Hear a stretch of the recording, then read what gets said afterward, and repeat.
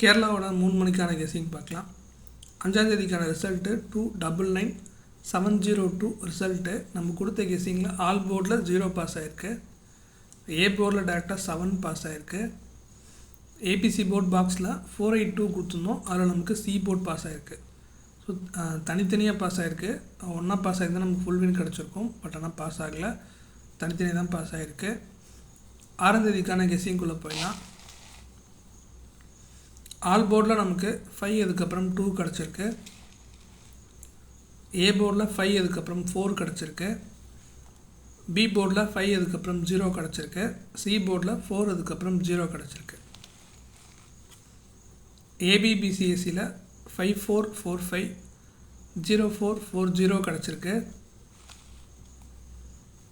ABC board பாக்ஸில் 452 907 கிடச்சிருக்கு.